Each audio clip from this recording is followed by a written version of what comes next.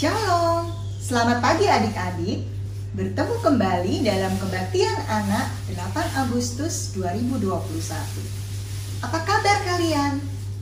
Setelah 1 bulan sekolah, bagaimana rasanya? Sudah dapat teman baru atau belum? Nah, kakak harap meskipun kita masih sekolah dari rumah, tetapi tetap semangat ya. Nah adik-adik, sebelum kita mulai kebaktian kita pagi hari ini, kita mau angkat satu pujian. Oh iya, minggu ini kakak ditemani oleh Sanesa dan Kak Zeva.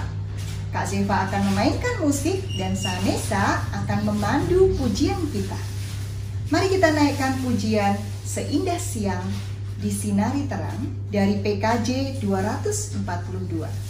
Kita akan menyanyikan bait 1 dan bait kedua.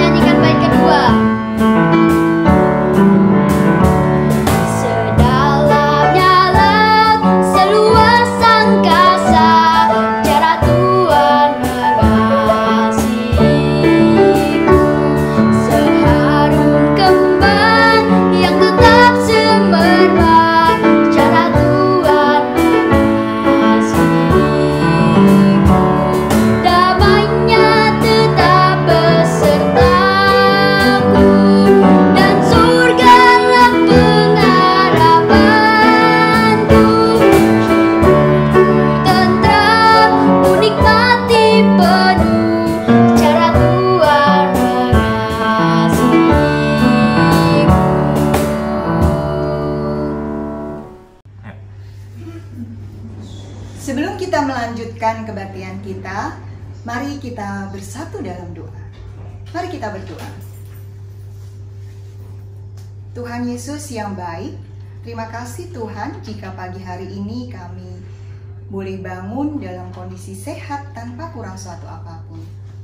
Ya Bapa, terima kasih jika pagi hari ini kami boleh mengikuti kebaktian anak. Kiranya Engkau hadir di tengah-tengah kami Tuhan. Berkati setiap kami dan siapkan hati pikiran kami untuk mendengarkan firman Tuhan. Terima kasih Bapa, di dalam nama Tuhan Yesus Kristus kami naikkan doa ini. Amin.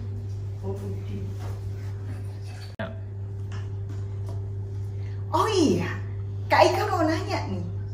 Apakah di antara adik-adik sudah ada yang melakukan vaksinasi? Adik-adik yang sudah berumur 12 tentunya mungkin beberapa dari kalian sudah ikut vaksinasi. Nah adik-adik, bagi yang belum mendapatkan giliran, sabar ya, nanti kalian akan mendapatkan giliran. Meskipun untuk adik-adik yang sudah ikut vaksinasi juga tetap harus mengingat menjaga protokol kesehatan agar kita bisa melindungi diri kita, melindungi orang-orang di sekitar kita.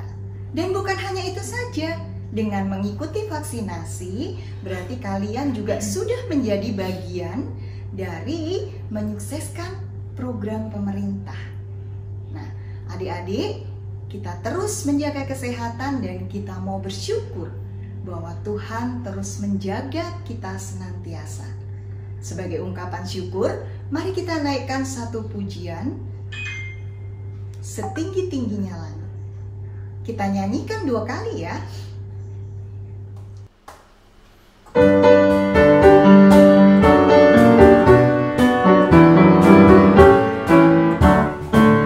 Setinggi-tingginya langit, lebih tinggi kasih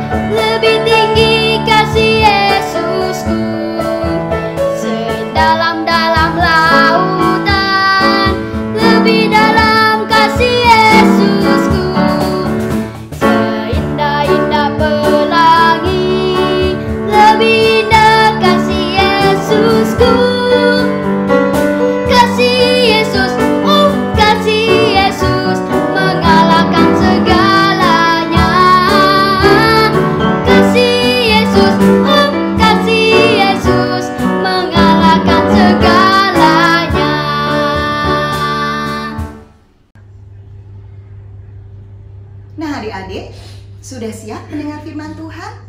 Kalian sudah siapkan Alkitab bersama kalian, bukan? Adik-adik, mulai minggu ini sampai 3 minggu ke depan, kita mau belajar mengenai kisah nabi-nabi kecil. Nah, kira-kira kalian tahu nggak kenapa ya disebut nabi-nabi kecil? Adik-adik, mereka disebut nabi kecil bukan karena peran mereka adalah kecil atau bukan berarti mereka tidak penting. Tetapi mereka disebut nabi kecil karena kitab-kitab yang ditulis itu adalah kitab-kitab yang pendek atau singkat. Ada yang tahu nggak? Ada berapa sih nabi kecil itu? Nah, nabi kecil itu totalnya ada 12 adik-adik. Hari ini kita akan mempelajari 4 di antaranya. Ya, Kak Evan nanti akan menjelaskan 4 nabi kecil, yaitu Hosea, Yoel, Amos, dan Obadya. Nah, sebelum kita mendengarkan firman Tuhan, mari kita angkat satu pujian, firman-Mu pelita bagi kakiku.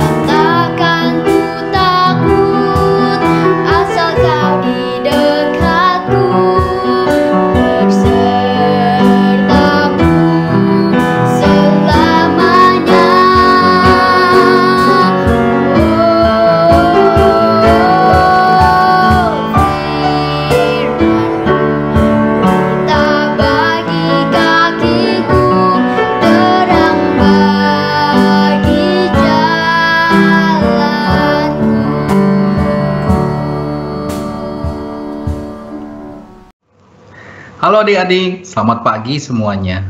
Senang bertemu kembali dengan adik-adik dalam ibadah online kita hari ini. Kita bersyukur hari ini kita bersama-sama beribadah dan belajar tentang firman Allah. Hari ini kita akan belajar tentang menaati firman Allah. Kita akan belajar dari kitab Hosea, Yoel, Amos, dan Obadya. Nah, sebelum pembahasan kita, mari adik-adik kita berdoa terlebih dahulu memohon bimbingan Roh Kudus. Mari kita berdoa. Tuhan Yesus, kami mengucap syukur atas penyertaan-Mu sampai dengan saat ini. Sebentar kami akan mendengarkan firman-Mu. Berkatilah adik-adik dan kiranya Roh Kudus-Mu dapat membimbing kami sehingga kami dapat belajar dan mengerti tentang firman-Mu. Hamba-Mu yang akan menyampaikannya, berkatilah ya Tuhan. Kiranya apa yang hamba-Mu katakan sesuai dan seturut dengan kehendak-Mu. Terima kasih ya Tuhan, hanya di dalam nama Tuhan Yesus kami berdoa. Amin. Nah, adik-adik, sebelumnya mari kita mengingat kembali pelajaran kita pada minggu lalu yang diajarkan oleh Kak Cia. Apa adik-adik masih ingat? Ya, Kak Cia minggu lalu telah mengajarkan kita tentang berdiri di pihak Allah. Adik-adik telah belajar dari kitab Daniel. Ada 3 poin penting yang Kak Cia ajarkan minggu lalu. Yaitu yang pertama, bahwa dalam setiap saat kita seharusnya bertahan dalam iman percaya kita kepada Tuhan. Dan yang kedua, kita seharusnya tekun dalam membangun relasi kita dengan Tuhan. Dan yang terakhir, kita seharusnya percaya dan hanya bersandar kepada Allah saja dalam setiap kondisi kita. Nah, adik-adik, sekarang kita akan memulai pelajaran kita tentang menaati firman Allah. Mari kita dengarkan firman Tuhan yang akan dibacakan oleh Kak Yeni. Silakan Kak Yeni. Hosea 14 ayat 3. Bawalah sertamu kata-kata penyesalan dan bertobatlah kepada Tuhan. Katakanlah kepadanya, ampunilah segala kesalahan sehingga kami mendapat yang baik. Maka kami akan mempersembahkan pengakuan kami. Selanjutnya dari Yoel 2 ayat 13. Koyakanlah hatimu dan janganlah pakaianmu. Berbaliklah kepada Tuhan Allahmu, sebab Ia pengasih dan penyayang, panjang sabar dan berlimpah kasih setia, dan Ia menyesal karena hukumannya. Terima kasih Kak Yeni. Nah, adik-adik, dalam pelajaran hari ini dan 2 minggu ke depan, kita akan belajar dari kitab-kitab Nabi kecil. Selama beberapa pelajaran terakhir, kita sudah belajar beberapa Nabi Perjanjian Lama, seperti Yesaya, Yeremia, Yeskiel, dan Daniel. 4 kitab ini disebut Nabi-Nabi besar. Sekarang kita sampai pada bagian terakhir dari Perjanjian Lama, yaitu kitab Nabi-Nabi kecil.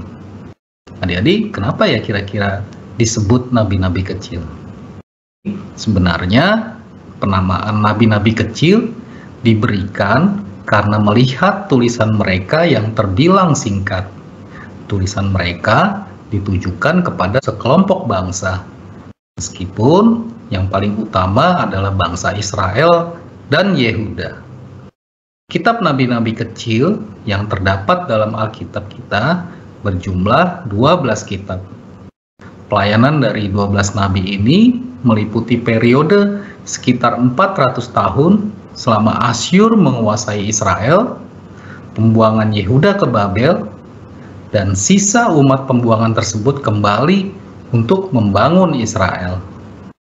Nabi-nabi ini diutus untuk memperingatkan komunitas kovenan Allah tentang hukuman yang segera terjadi dan untuk memanggil mereka kembali kepada kepercayaan yang setia dan ketaatan kepada Allah yang telah menebus mereka. Nah, pada pertemuan ini kita hanya akan membahas 4 tulisan pertama dari kelompok nabi-nabi kecil tadi, yakni kitab Hosea, Yoel, Amos, dan Obadya. Mari adik-adik kita bahas keempat kitab ini secara singkat. Kitab yang pertama, kitab Hosea. Jadi, Hosea atau yang dalam bahasa Ibrani Hosea yang berarti Tuhan telah menyelamatkan. Nabi Hosea bertugas atau ditempatkan Tuhan di kerajaan utara atau Israel utara atau yang kita singkat dengan sebutan Israel. Hosea adalah anak dari seorang yang bernama Beeri. Nabi Hosea hidup di zaman pemerintahan Uzia, Yotam, Ahaz, dan Hizkia di Yehuda, dan pemerintahan Yerobeam di Israel Utara. Tugasnya sebagai nabi dimulai pada tahun 750 sebelum Masehi selama pemerintahan Yerobeam II dan berakhir sebelum Israel dikalahkan Asyur pada tahun 722 sebelum Masehi. Pada kitab Hosea dituliskan tentang kehidupan pernikahan Hosea dengan seorang yang bernama Gomer, yaitu seseorang yang pernah menjadi pelacur. Kehidupan pernikahan Hosea dan Gomer menjadi ilustrasi dan pesan yang hendak dibawa oleh Nabi Hosea untuk menjelaskan bagaimana hubungan antara Israel dan Allah.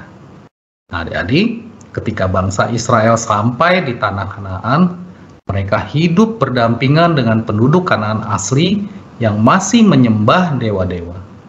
Oleh sebab itu, banyak dari mereka yang hidup mengikuti ritus keagamaan atau penyembahan dewa yang dilakukan oleh penduduk asli di sana.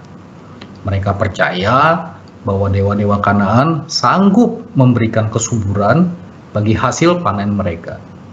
Melalui tulisannya ini, Nabi Hosea hendak menyampaikan kepada umat Israel bahwa Allah akan menghukum mereka atas ketidaksetiaan mereka.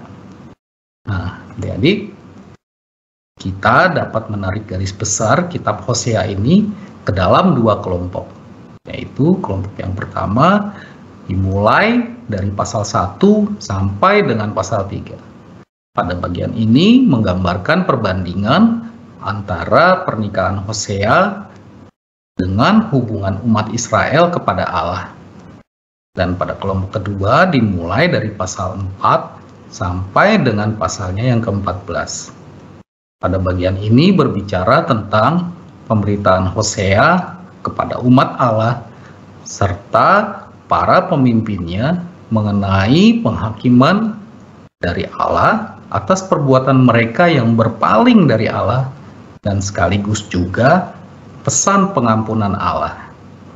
Nah, jadi itulah pembahasan singkat untuk kitab Hosea. Sekarang mari kita bahas selanjutnya, yaitu kitab Yoel. Yoel dalam bahasa Ibrani berarti Tuhan adalah Allah. Nabi Yoel adalah anak dari seorang yang bernama Petuel.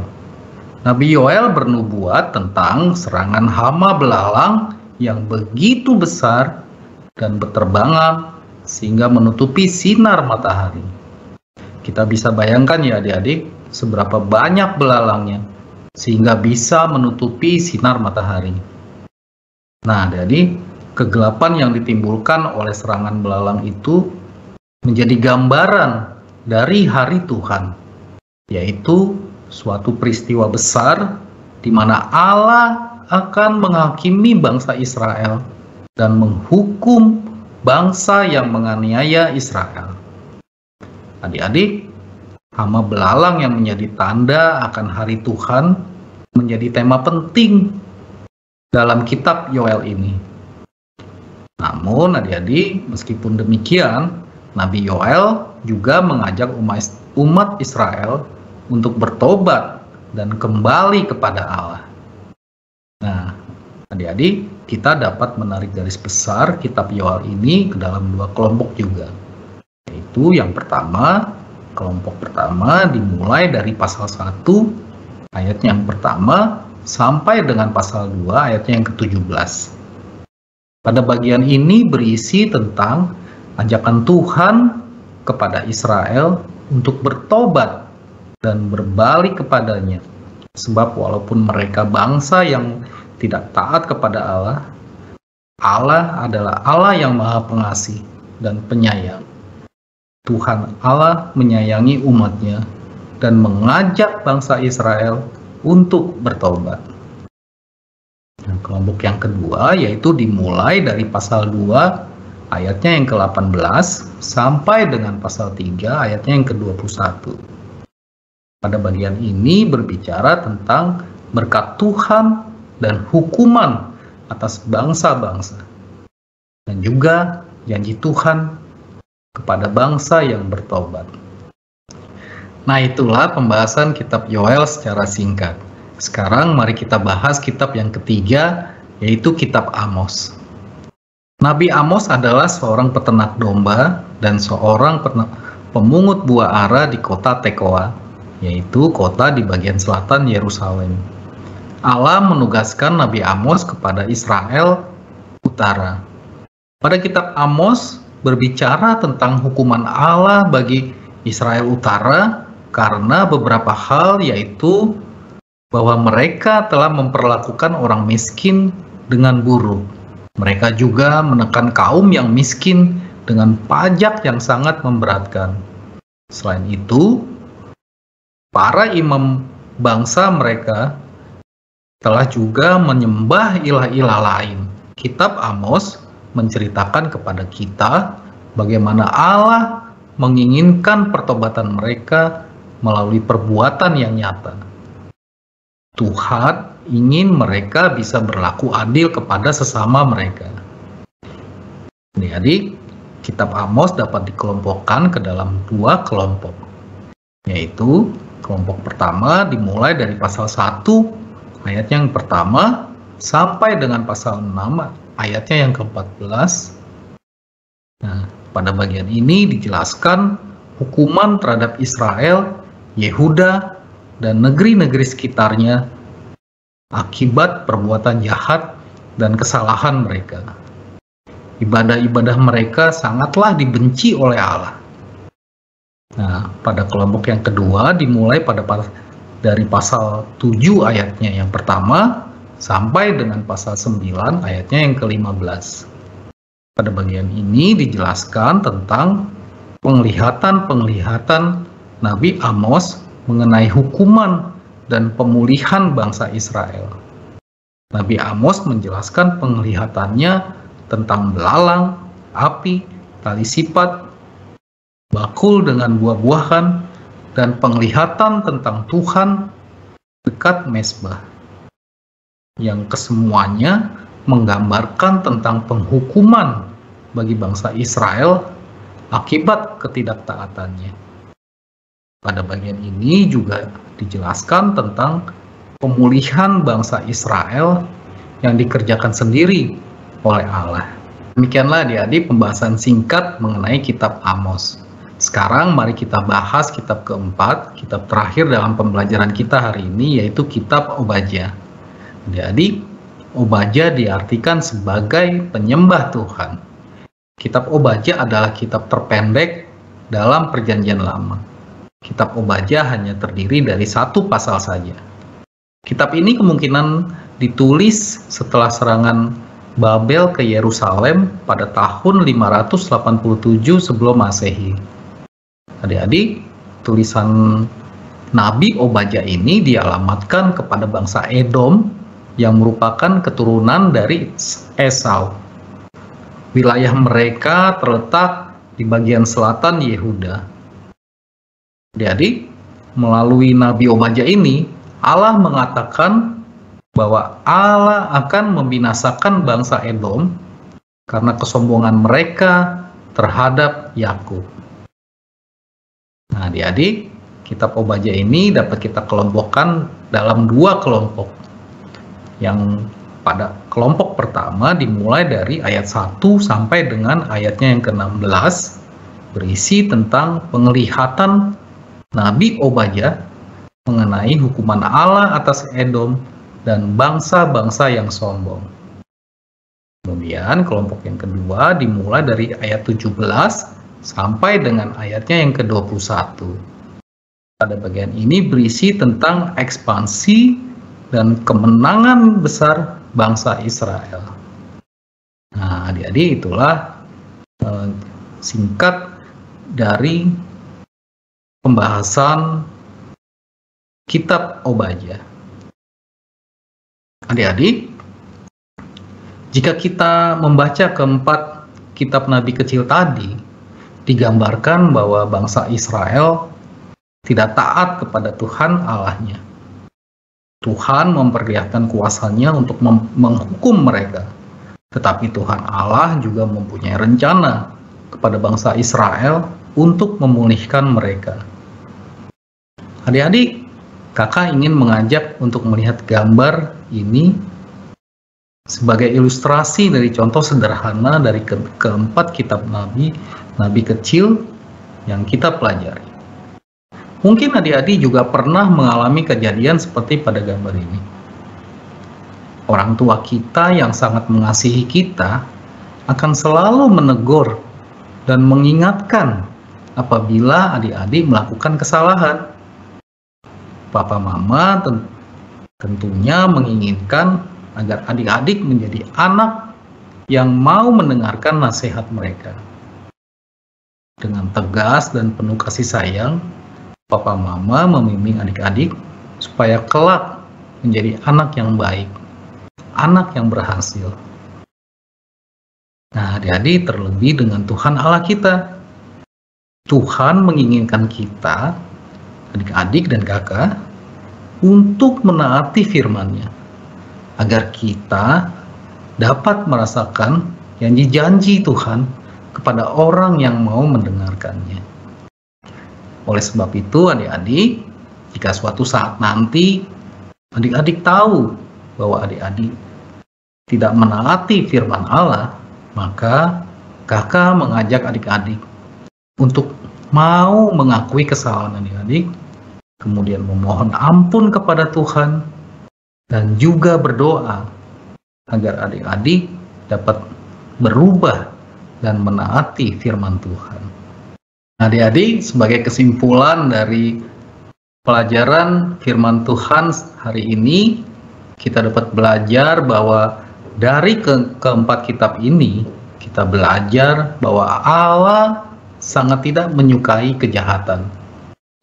Mulai dari penyembahan berhala yang dilakukan bangsa Israel, keserakahan bangsa Israel di utara, kesombongan bangsa Edom, dan sebagainya. Allah amat tidak menghendaki hal-hal tersebut. Kita juga melihat bagaimana kepedulian dan kerinduan Allah terhadap umatnya.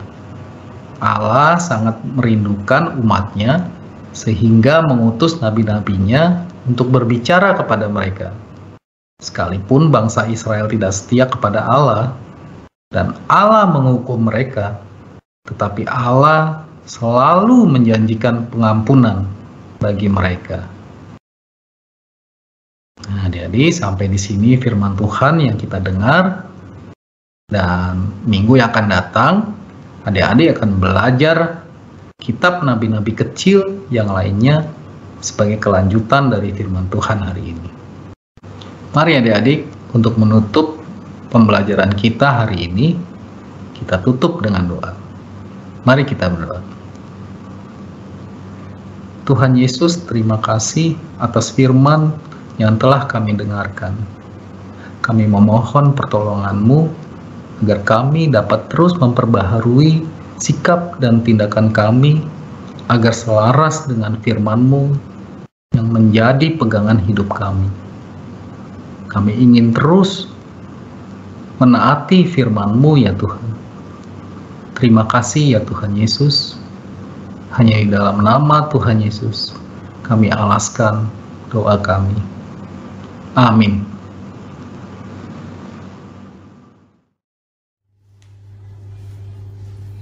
Kita sudah belajar dari teladan 4 nabi kecil yang diceritakan oleh Kak Eva. Nah, bagaimana menurut adik-adik? Kadang memang kita dalam menjalani kehidupan kita sehari-hari, perilaku, sikap kita menyimpang dari firman Tuhan.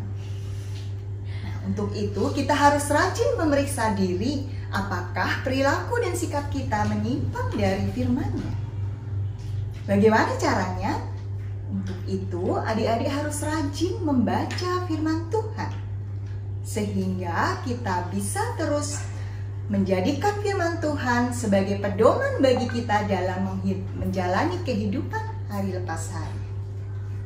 Jika adik-adik merasa bahwa ada sikap dan perilaku yang menyimpang dari firman-Nya, maka segeralah minta ampun kepada Tuhan dan berdoa kepada Tuhan agar kita dimampukan untuk senantiasa jalan sesuai dengan firman-Nya. Sebagai ungkapan syukur atas kasih Tuhan, mari kita mengumpulkan sebagian berkat yang sudah kita terima. Adik-adik bisa memasukkan persembahan ke dalam amplop, lalu dibawa ke gereja saat sudah kebaktian onsite. Atau bisa juga mentransfer ke rekening berikut. Bisa juga adik-adik dengan scan barcode berikut ini.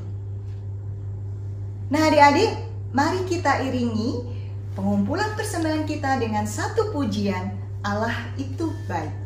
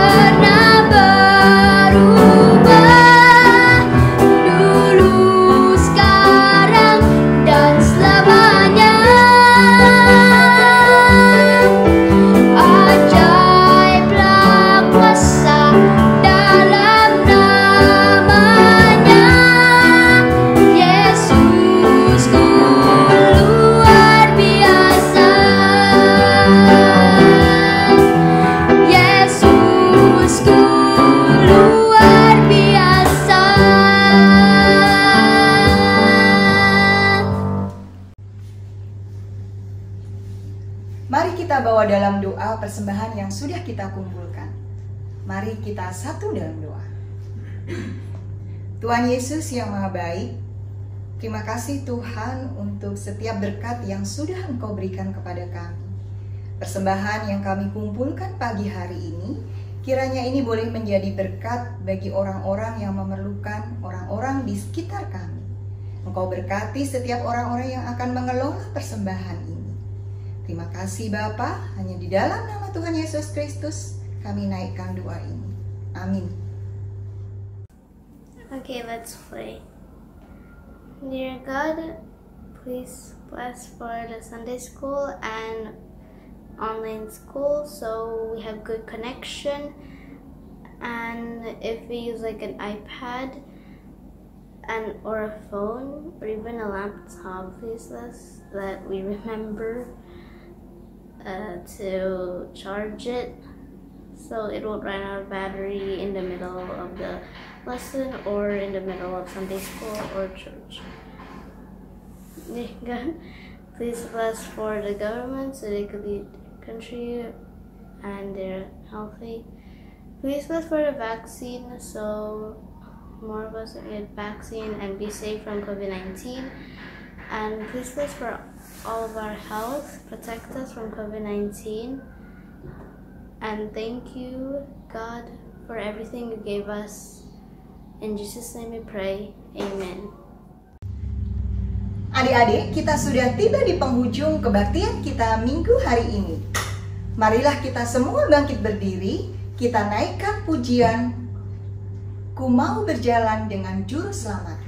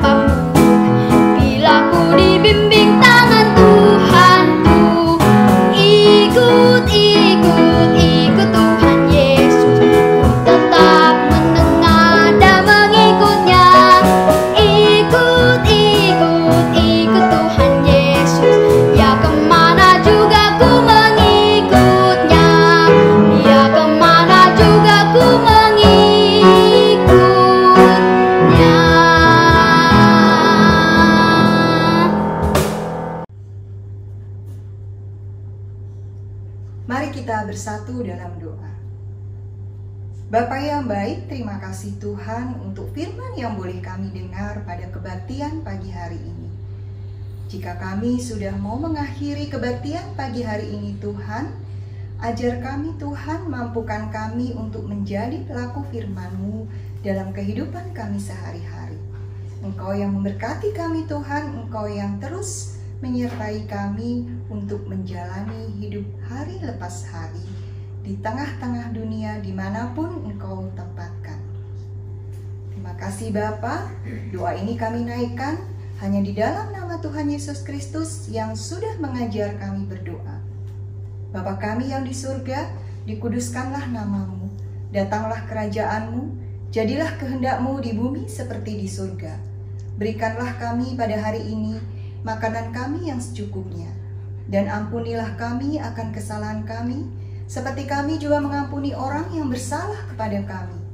Dan janganlah membawa kami dalam pencobaan, tetapi lepaskanlah kami daripada yang jahat. Karena Engkaulah yang punya kerajaan, dan kuasa, dan kemuliaan, sampai selama-lamanya. Amin.